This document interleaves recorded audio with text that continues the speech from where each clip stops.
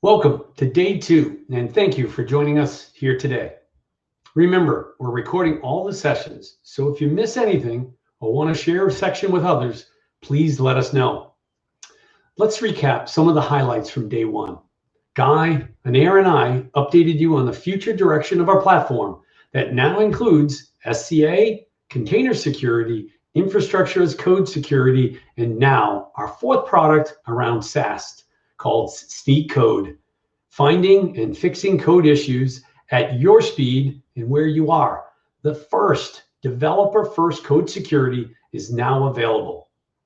And after that announcement, we also talked about a lot of great content and engagement with all the attendees. So a very successful day 1, and day 2 will even be more impactful. I want to reemphasize our focus on learning, sharing, networking, but also supporting our local and global communities and giving back whenever we see an opportunity to make an impact. As I told you yesterday, this event alone has raised over $500,000 to help fight the global COVID pandemic. And thanks again to our great sponsors for this event. So before we get started on day 2 agenda, I want to start by introducing Snyk's very inspiring and influential VP of People, Dipti Salapet, to walk you through some exciting updates on our efforts at Snyk to help the world become a better place. Please welcome the one and only Dipti. Thanks for the intro, Peter. Hi, everyone, and thank you for joining us. I need hardly point out this has been a challenging year for most of us and absolutely devastating for a lot of people and companies. The pandemic has been arbitrary in selecting winners and losers across the economy. At Snyk, we work hard to outperform our goals every day. But even as we do so, we know that we have the helping hand of a wind at our backs just by being in the cybersecurity space. To be in this industry with the exponential growth and the opportunity in front of us, it's a privilege. And with that privilege comes responsibility. It isn't enough for us just to be doing well as a company. We don't exist in isolation. We're part of a larger ecosystem of partners, customers, suppliers, communities, and people. It's our responsibility to do our part in making this world a better place for everyone. Making the world a better place, it's who we are. It's in line with our mission to make the world a digitally safer place. One of our values, probably our most prominently visible value, is to care deeply. Care deeply about our work, our mission, our people, and the community. Social good is a natural extension of this for us. And we've been busy doing a lot of that. In 2020, just so far, the Snyk team has raised and donated over $550,000 to support a variety of causes, including environmental protection, COVID relief efforts, Black Lives Matter, LGBTQ+. And as you know, the money we raise at SnykCon is going to the Bill and Melinda Gates Foundation. In addition, we partner with the company Good Today to donate to a variety of causes and charities globally, ranging from wildfire rescues, disaster relief, medical support during the pandemic, to fighting extreme poverty and childhood hunger, you name it. Each week, our employees get the opportunity to select the cause and the charity that we put our money towards. We also support our employees with time off to volunteer. And I remember in the early COVID months, a group of our engineers got together to volunteer their time for nonprofits and other smaller organizations that had needed to move remote quickly and didn't have the resources or the setup in place to be able to do this on their own. So we offered to help. I'm conscious that while the pandemic has wrought so much unemployment across the board, the impact has been disproportionate on underrepresented communities. And I'm excited that we're launching an internship program that's focused on hiring entry-level candidates from underrepresented minorities and giving them a foot in the door. This is something that we believe strongly in. There's honestly countless ways in which we can and should be having impact.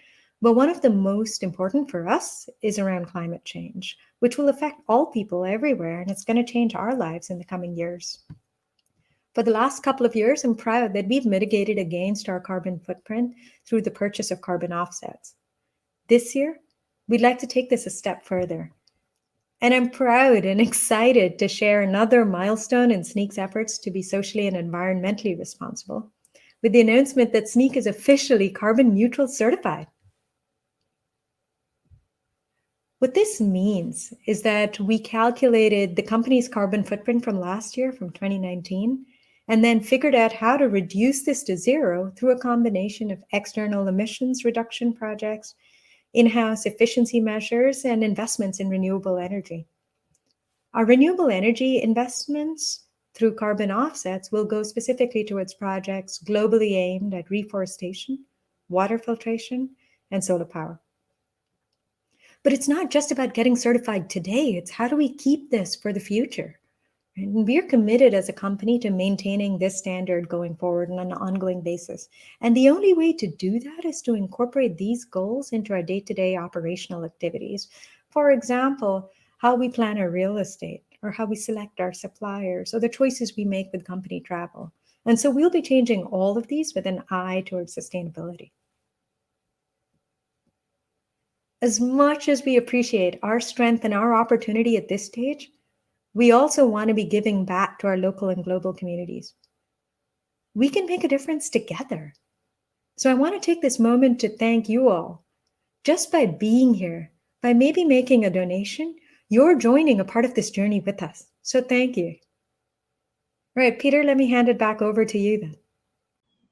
Thank you, Dipti. Really proud of the great work our Secure Together team is doing around these important initiatives. 2020 has been a challenging year for all, but it's great to see the Snyk community coming together to help make an impact.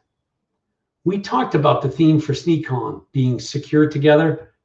Together is not just about our community and Snyk, it takes the combined effort of the larger ecosystem as well. One of Snyk's core tenets is to meet developers where they are. And we've done this by partnering with leading companies all around the developer workflow. And over the past 2 years, we put much more emphasis on going deeper with some of our partners, both on the product level and on our joint go-to-market. Our partnerships are very deep, broad, and strategic, not only for us, but for our customers in the community. The goal being for all of us to work better together to secure the digital lives of our customers' customers. So why is the partner ecosystem so important? The theme of SnykCon, of Secure Together, it's designed so security can be easy, integrated, and automated. The more tech vendors partnering together with a fully integrated and seamless experience, the better the experience and success for our customers. We want our customer experience from Snyk to be easy to use, deep, and effective. Working with these partners with our goal to make Snyk globally available, free or paid versions, regardless of the customer's environment, regardless of languages they use and the tools they use, or the geography they live in. For example, based on community interest and market momentum, we are extremely excited in our partnerships with the partner marketplace, especially AWS and Microsoft. Working together with AWS makes it easy for our joint customers to not only use Snyk with their AWS solutions, but to also buy via their marketplaces. Who are Snyk's key partners? You'll see from the slide the broad spectrum of partners we work with. Leading cloud platforms like AWS, Azure, and IBM. Dev and DevOps tools like Docker, Atlassian, and VMware. APM, application performance management companies like Datadog. And largest security companies in the world like Trend Micro, Rapid7, and Tenable. All working closely with Snyk to make it easier for customers to develop fast and stay secure.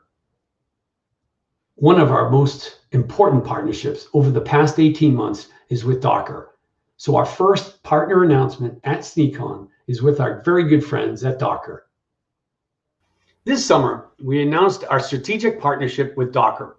The partnership was a natural fit as it brings together developers, people building the containers, with an integrated security solution that finds and fixes vulnerabilities, making security seamless and automated part of the Docker workflow. The partnership allows developers and developer teams to efficiently mitigate potential vulnerabilities that might create risk before the application ever goes into production. Today, I'm very excited to announce my friend Scott Johnston to join me here and announce the next stage of the Docker and Snyk partnership. Scott, welcome. It's been a year and a half since you and I met first in San Francisco, and it was great to be on your stage at the DockerCon conference in May. Welcome. Thank you, Peter. It's great to be here at the first annual SnykCon. And yes, we've come quite a ways since our first meeting in San Francisco a year and a half ago. Excited to see all the announcements that we've announced in the last couple months, and I know there's more to come. Awesome. Thank you for coming. Scott, tell us a little bit about the growth your team is seeing and the need for container security. What do you think securing container images, why is it so important? And what are you seeing in the market that's changing the demand for container security? No, it's a great question, Peter, and I think our partnership and the fruits of that partnership are coming to market in a really unique time that is meeting the needs of developers as they're creating these great applications. And we're really seeing three drivers, I'll say, that are creating all the more importance and priority on security and having that security built in from the beginning at the furthest left, if you will, of the workflow. The first factor is, of course, that as we're all aware, so many of us are working from home due to the global pandemic. And as a result, you have individual team members not working behind the corporate firewall, but working from their homes outside the office. And thus, that's just a surface area that opens itself up for attacks. The second factor is that the volume of containerized apps and the consumption, the usage of those apps is just increasing month over month. We're seeing over 7.7 million applications up on Docker Hub, and those are being consumed on the order of 12 billion plus pulls or downloads every month. And so with that sheer volume of both applications and the consumption of the applications, you can imagine that there's opportunities, intentional or not, to have vulnerabilities or bad actors insert something in there. And that puts even more risk on the application team, and thus puts more pressure on the developer to make sure that from the very beginning that they're building security into their application. And then finally, what we're seeing more and more is as the containerized apps head towards deployments, they're being able to be deployed in the cloud, on any cloud endpoint, on the edge and IoT, as well as the data center. And because of the variety and choice they have for deploying, those two represent more vectors for threats and vulnerabilities. And so those three forces, the distributed nature of teams, the sheer volume and breadth of containers being produced and consumed, and then all the different varieties of deployments creates this wide surface area that makes it even more important that developers from the very beginning build security into their application flow and give their rest of their team, as well as their consumer of the applications, that assurance that those apps are secure. That's great. The Docker and Snyk teams have been working really closely together. Excited to announce together with Docker that Docker has selected Snyk as the security partner for Docker official images. We're honored to be selected by the leader in the container market to be the security partner to ensure Docker official images can automatically be scanned for vulnerabilities and provide easy fixes to developers as they build the containers. For millions of developers who use official images as a starting point for building applications, this ensures developers can effectively and quickly ensure container security. Scott, can you tell us a little bit on why this is so important for the Docker community? Absolutely, Peter. And this phase two of the partnership is very exciting for our developers. And the reason is that the Docker official images are so widely used in all microservices apps, in fact, all new apps that are being developed. The reason is that these official images are fundamental building blocks to any application. It includes databases, base operating system layers, load balancers, web servers, any sort of foundational piece to a containerized app. And thus, it's all the more important that those foundational pieces are secure from the start. And so now, through this partnership with Snyk, Docker and Snyk together can guarantee and give assurances to those developers that the images they're pulling, those fundamental Docker official images they're pulling for their base images to start building their application, have been secured, scanned, that they're being patched, updated, and protected from all potential vulnerabilities that otherwise might be in those images. So we think it's a great next phase of the partnership that delivers real value to the developers building those apps giving that assurance, giving them those confidence that they can then share secure images and the results of their own handiwork with their fellow developers, as well as with their customers and the rest of the world. So it's a great next step on the partnership. That's great. And Scott, I mean, we're thrilled to share that Snyk is now available to all developers using Docker Hub and Docker Desktop. And you'll see all our integration in official images coming soon. We are truly excited by this integration as it brings to developers and developer teams this fully integrated, very collaborative effort between the two companies that really shows the benefit of what we can provide to our customers. Scott, thanks again for dropping by. You know, we look forward to continue our working relationship together and a lot more exciting news to come from the two companies. And so thank you for joining us today. Absolutely, Peter. Thanks so much for having us at this very first annual SnykCon, and we look forward to more collaboration, more announcements, and more products that will benefit our developers in the future. Perfect. Thank you. We have a couple of other equally important partnership announcements to share with you today. First, we are excited that today Snyk and Datadog are announcing a strategic partnership and product integration. Datadog's amazing growth over the many years has been something we've been following for many years. They have quickly achieved a market leadership position with a very developer and DevOps friendly approach, similar to Snyk. Datadog understands the importance of application security, and together with Snyk, we've created a powerful new service offering for exposing vulnerabilities. So why does this matter? Users of Datadog, Datadog's continuous profiler, will now have a robust view of vulnerabilities from within the product's UI, with an easy way to get more vulnerability information and auto remediation with Snyk. As I mentioned earlier, one of Snyk's core tenets is to meet developers where they are. And now, with Datadog partnership, we can meet them where their customers are. Finally, I'm very excited to announce one more big strategic partnership.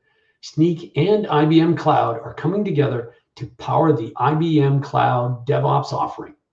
IBM has always been one of the most dominant cloud players and has been at the forefront of cloud native technology, both on the homegrown solutions and with the Red Hat acquisition. Snyk Container secures Red Hat OpenShift workloads, and Snyk Intel, our vulnerability database, powers Red Hat's dependency analytic plugin at the IDE level. Snyk's vulnerability database will now be embedded into IBM's cloud DevOps offer to provide developers leveraging their toolset with the best coverage of vulnerabilities right from within the workflow, with direct links to Snyk recommended remediation. So some fantastic partnership announcements. To summarize, an amazing new partnership announced today with Docker, Datadog, and IBM, and highlighting some exciting activities with public cloud players like AWS. Stay tuned for several additional partnerships to come by the end of the year. Thank you, Peter. Those are some exciting partnerships. So far we talked a lot about technology. We talked about technology partnerships and how we work together. And yesterday we talked about this sort of industry-wide transformation. But oftentimes the hardest part of any of these paradigm shifts is people. So for the next bit, we're going to talk a little bit about the people aspect of security transformation or DevSecOps. And I'm thrilled to have with me to discuss this Adrian Ludwig, who is the Chief Information Security Officer at Atlassian. And before Atlassian, Adrian has a very kind of esteemed security history, and specifically has dealt with other technologies that security played a very key role, including dealing with Flash and PDF back in Adobe, and helping really establish mobile security with Android. So really to kind of kick off this conversation, excited to have Adrian on the show. Adrian, thanks a lot for joining us here at SnykCon and being willing to share some of your experiences. So far, we talked a lot about technology and how technology partnerships can help us move forward security. But for this next section, we'll talk about what is probably the hardest paradigm or aspect of a paradigm shift, and that is people. And just like DevOps was all about people, this sort of security transformation is also all about people. And to talk about that and how we deal with it and how we transform, I'm excited to have Adrian Ludwig, who is the Chief Information Security Officer at Atlassian, and also really has a long tenure of dealing with security transformations and changes in this industry, going back to sort of Adobe, where he was working on Flash and PDF and a lot of really maybe the most prevalent pieces of software at the time, maybe even until today, getting into software, and clearly has its sort of a security background and history a little bit, and then going into Android in Google, working on mobile security, which clearly has revolutionized a lot over there.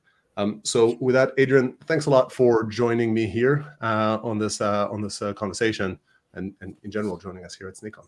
Yeah, happy to be here. It's always a good time chatting with you guys. Thanks. So Adrian, maybe we'll make this a little bit of a timeline. We'll talk through history. So maybe we go a bit into your past and sort of the history prior to Atlassian, right, and what you do there right now, and talk a little bit about these two security transformation periods, I would say, or sort of really kind of big technology paradigm shifts that we had on one hand with Adobe at Flash and then subsequently with Android. Can you tell us a little bit, how did that go about, right? If we start with Adobe a little bit. What was the thinking when you talk about security in that sort of era of Flash? Yeah, I mean, I think there are 1,000 stories to tell in any one of these situations, right? But I think the biggest thing that was a takeaway for me was a lot of effort will go into defining what a security model looks like. But all too often, there were really basic things in the development of software that led to a complete collapse of that security model, right? A buffer overflow in Flash was game over. A kernel buffer overflow in Android was game over.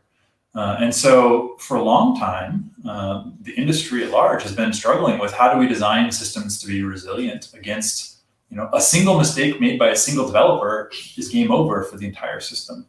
And so that's a lot of what we tried to figure out how to solve for those types of problems, right? For Flash, it was all about how do you update really quickly? How do you make sure that the software changes fast? And you don't expect that you're going to get rid of all the buffer overflows, but you should be able to keep them from being a lasting problem. And on Android, it was all about isolation. Again, you want to find every bug. You want to make sure you solve all those bugs, but you also have to be humble and realize that you won't. And so what are you going to do in a world where bugs are still going to exist? And so for us, it was about segmentation and isolation and dealing with the problems that way. And did these security constraints, did they create constraints on the development process as well? Did they sort of force a certain speed of development, reduce it because of, like extra verification or the likes? I mean, they actually, in many cases, they accelerate that development, right? If you're trying to make it possible to respond to buffer overflow as quickly as possible, you need to be capable of responding by patching quickly, testing that patch, and getting it out. Similarly, when you're building with isolation, a lot of what you're doing is decomposing a complex software environment into smaller pieces. And that makes it safer to do faster delivery. So ultimately, I don't think we were at a point where we were doing DevOps in any of these platforms, but certainly the release model was intended to be much more quick and had to be much more quick than a lot of other traditional desktop or operating system platforms. Yeah, I don't think DevOps. Definitely, the term hasn't been coined. I think at the time. No. Maybe in Android, But there's marketing and then there's reality, right? Yeah, but I think even our reality wasn't up with the marketing at that point. We've got Patrick Dubois here as one of the sort of a great kind of a Snyk family member here, but also running a lot in SnykCon here, and he I guess we've got him to sort of thank or blame for the term DevOps or sort of DevOps days, but definitely definitely kind of that motion preceded it, right? And got it. But probably still doesn't quite date back, definitely not to Adobe and Flash days. So that was really about pace of methodology, maybe a little bit of a conversation about stakes. At the time though, was there a difference? Because Flash was prevalent, Android was very, had a lot of sort of sensitive data running on it. Do you feel in these sort of previous shifts, or rather in these sort of big technology opportunities, was there a change in the stakes? Was that evident in, hey, yes, one of those is a game over, but is the implications of that sort of game over bigger than it used to before? I mean, I don't know that I go back and forth on that. It's been a long time since we've had a single buffer overflow take down the entire internet, which is a good thing. Did used to happen, where we would lose that in the late 90s. There were several instances of malware or worm basically causing that level of disruption. So we haven't seen that in a long time. So I guess the stakes are smaller in that regard. But it definitely continues to be something where more and more people are dependent on this, and it's baked into more and more of our environment. So it's certainly still very important. Cool. So I think if we kind of had a bit of a brief visit to the past, let's get back to the present. So yesterday I spoke a decent amount about DevOps and cloud and the transformations there, and how shift left is not enough. You need to go more top to bottom and change how security teams are structures or approach things. I think you've done a fair bit of that at Atlassian. Can you describe a little bit, almost for starters, the philosophy that you take, and maybe a little bit the org structure that implies when you look at security at Atlassian? Yeah, some of this just comes down to trying to figure out what motivates people. And as a security person, the reality is most of the people that I work with are not working on security, right? At the average software development company, 95, 97, 99, maybe 100% of people, depending upon the size of the organization, don't think of security as their primary job. So it's a very, very small percentage that do. So the question is, how do you make sure that security gets baked into the product when the people who are working on it they definitely aren't going to be security experts, and they probably aren't even thinking about security very often. And so a lot of that is about making sure that your security tools sort of slip into the background, right? There was a long period of time where we kept being told that we needed to have enterprise-grade security, which I think means security that someone pays for. But that is no better than free security, which is what consumers get. And one of the things that was really striking to me at Google especially, but I think it's true now for all of the big application providers, is that the more they made security free and the more they made security strong, and the more they made it sort of in the background, the more they made it consumer. But that also meant that they made it right, because everybody who was a consumer was using it. And so we think we've kind of approached it the same way when we're thinking about how to build security into our products, which is how do we have our tooling be part of the development process and not be something that's disruptive or too much of a pain for the developers, because they don't want to think about it. And so the less they can think about it, just have it happen naturally, the better off we're going to be. And that actually aligns quite nicely with the concept of consumerization of IT, right? And a lot of maybe what the products themselves are designed to do, which is software that doesn't require training, it doesn't require hand-holding. Yeah. Does that resonate when you talk to the teams?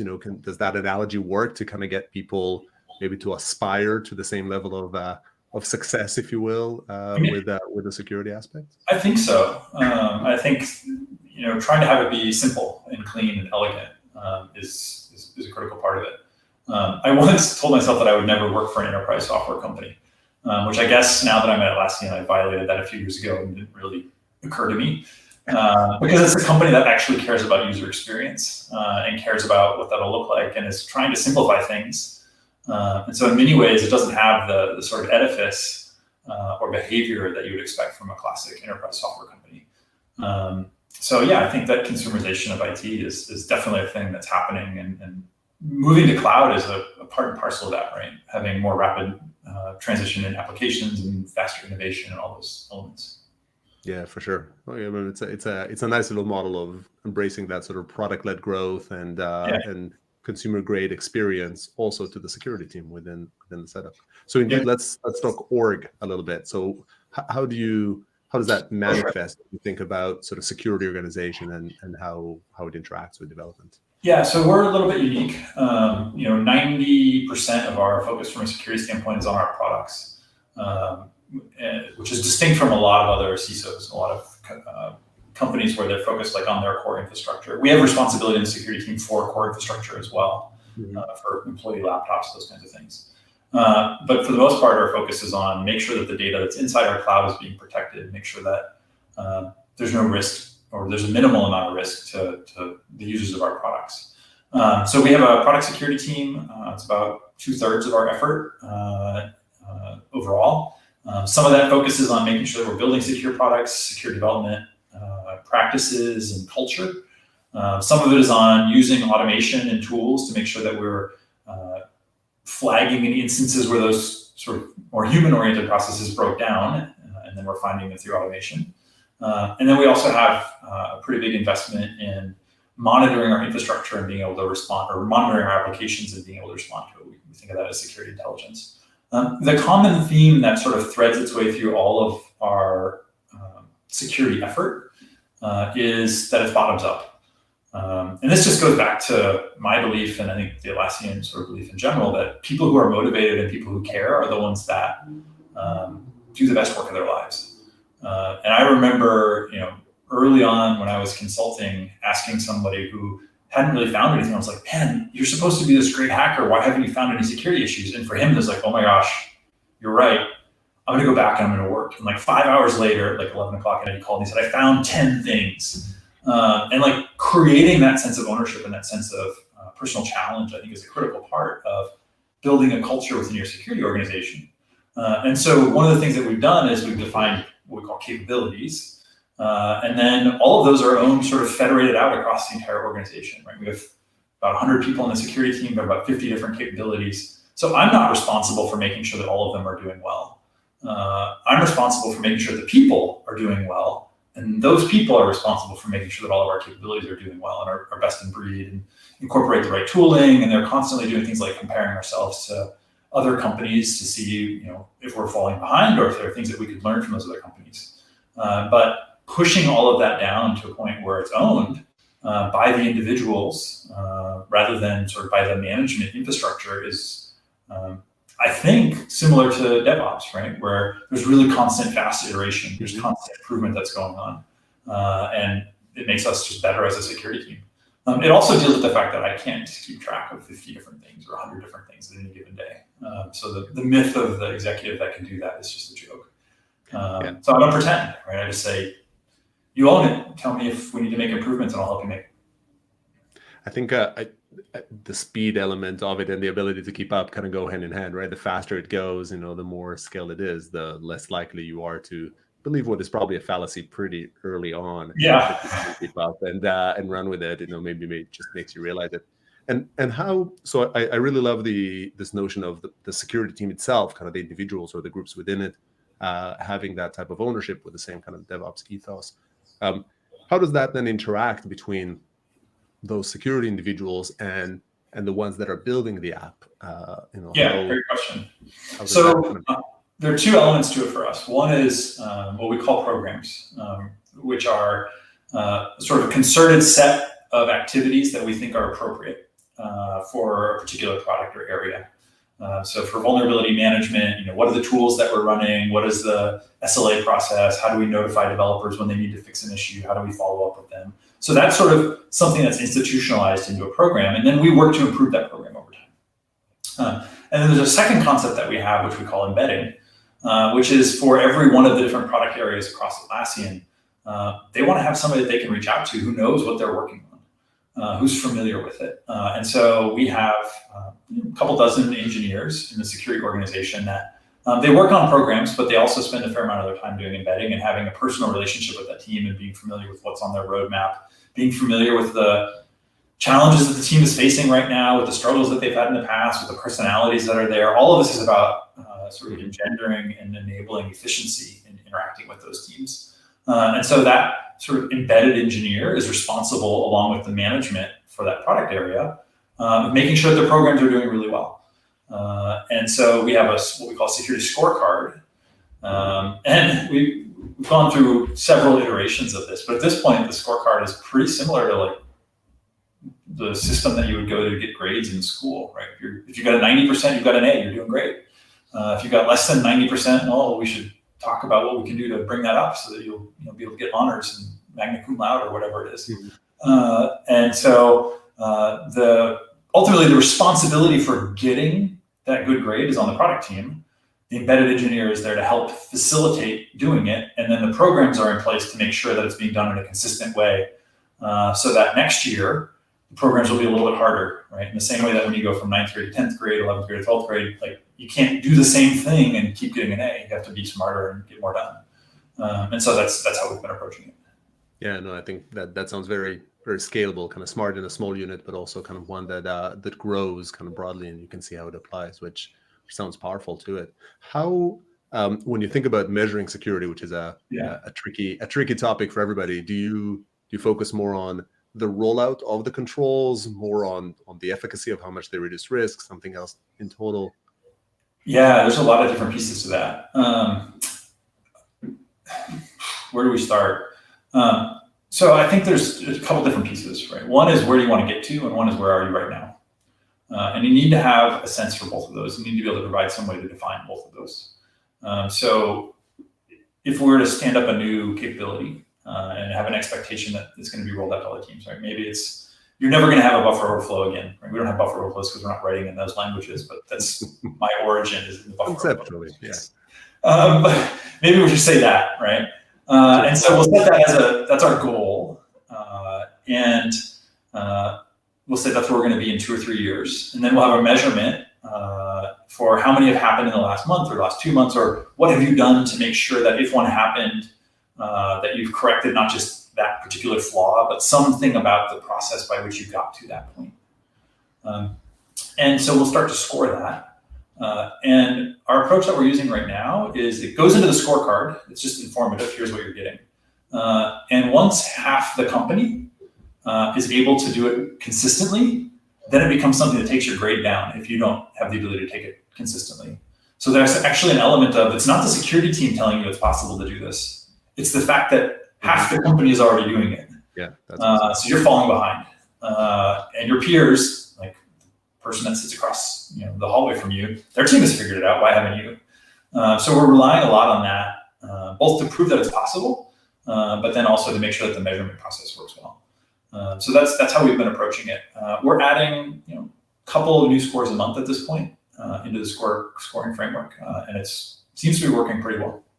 Yeah, no, it again sounds kind of both powerful and something that can grow with a team. And I'd imagine also from time to time some team basically beats you to it, right? Sort of introduce maybe a security control or something that didn't actually arrive from a central entity, but rather from the teams themselves. Oh yeah, it happens all the time actually. My favorite blog posts, we use Confluence internally and there's blog posts all the time. My favorite blog posts are the ones by some random team we didn't even know was working on a project, and the security team's like, oh my gosh, they just figured this out. So automated library updates is actually one of the areas where it turns out there's one team that's just been struggling and they've figured out a good way to do it. And there are tools like Snyk that help to provide that. But it's a struggle to get it in place, right? Doing library updates and patch management for sure. Yeah, well, I think you kind of bring that up. I think it's probably a good transition to talk a little bit about we have the teams and they work well together, but fundamentally we do want to help them out. We do want to make it easy. So while we're focusing most of the conversation here on people, maybe let's take a moment to talk about tech, in the context of tooling and what it helps.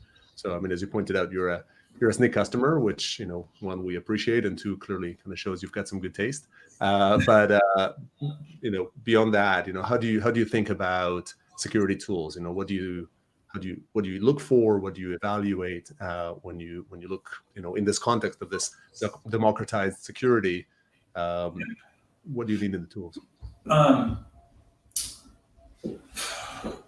We have a couple dozen tools that we're using to look for issues in our products, but also to help with detecting, exploitation that might be happening in our environment, monitoring. There's all kinds of different tools that we're using. And then I also talk to vendors that are building tools a couple times a week, probably, in different capacities that I have, both to help them out and then to learn more about what we might want to incorporate. I think the most important thing for us is it's similar to the way that we think about metrics, right? Where is this going to end up 2 years from now or a year from now? And then what does the process look like to get from not having it at all to having it fully deployed, right?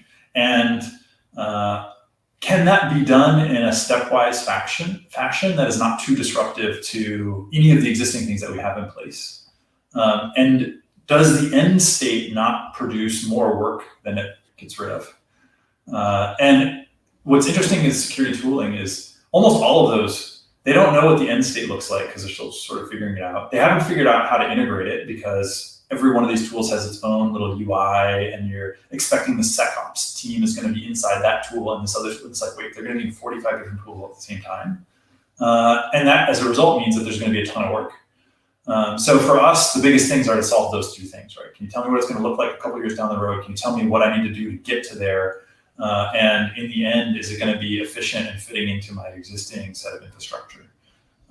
For software development, for us, what that means is, does it have a set of APIs that allow us to very quickly integrate it into our CI/CD so that it's running regularly, it's flagging things, it's surfacing it potentially right there in the developer UI, it's creating JIRA tickets if that's what's needed, so that there'll be follow-up on it, and then it's automatically detecting when those have been resolved and going away.